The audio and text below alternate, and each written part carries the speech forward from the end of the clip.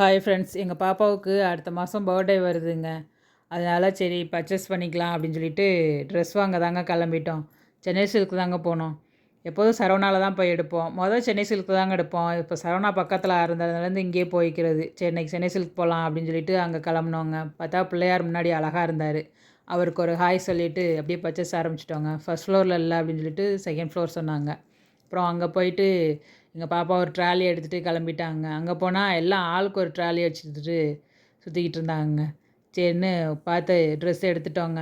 எடுத்தால் அந்த ட்ரெஸ்ஸு பத்தலைங்க. ஒரு கோல்டன் கலர் நல்லா இருந்துச்சு, அழகாக இருந்துச்சு எங்கள் பாப்பாவுக்கு. ஆனால் பார்த்தா அது ரொம்ப டைட்டாக இருந்துச்சு. ஒரு 2 மாதம் தான் போடலாம், அதுக்கப்புறம் அவளுக்கு பத்தாது அது. அதனால சரின்னு கொஞ்சம் பெரிய சைஸ் பார்த்தோம்.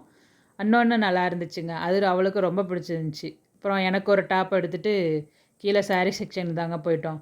சாரீ செக்ஷனுக்கு போனால் அங்கே எங்கள் அம்மா எடுக்கவே மாட்டேன்ட்டாங்க. எங்களுக்கு எவ்வளோ விலைனாலும் எடுப்பாங்க. ஆனால் அவங்களுக்கு ரூ. 300 மேலே, ரூ. 300 அதிகம் அப்படின்ற மாதிரிலாம் சொல்லுவாங்க.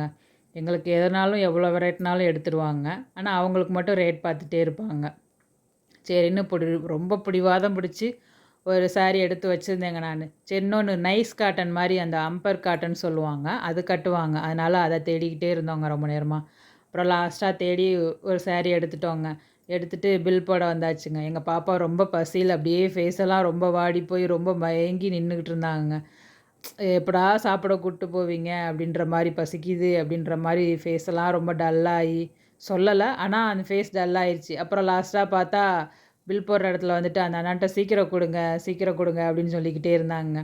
அப்புறம் லாஸ்ட்டாக ஒரு வழியாக பர்ச்சேஸ் பண்ணி முடித்து வாங்கி கிளம்பியாச்சுங்க. வெளியில் போனால் ஆப்போசிட்லேயே ஒரு ஹோட்டல் இருந்துச்சுங்க. பிள்ளையாருக்கு ஒரு பாய் பாய் சொல்லிவிட்டு அப்புறம் சாப்பிட கிளம்பிட்டோங்க. சென்னை சில்க் ஆப்போசிட்லேயே ஒரு ஹோட்டல் இருந்துச்சுங்க. அங்கே வந்துட்டு எங்கள் பெஸ்ட்டு ஃப்ரெண்டு, அவங்க ரொம்ப ஃபேமிலி ஃப்ரெண்டு, ரொம்ப ரொம்ப பெஸ்ட்டு ஃப்ரெண்டு. அவங்க தாங்க சொன்னாங்க அங்கே பிரியாணிலாம் நல்லாயிருக்கும் அப்படின்னு சொல்லிட்டு. எனக்கு எங்கள் பாப்பாவுக்கும் பிரியாணி ரொம்ப பிடிக்குங்க. அதனால் சரி நாங்கள் போய் பிரியாணி சாப்பிட்டுட்டு அப்படியே கிளம்பிட்டோங்க.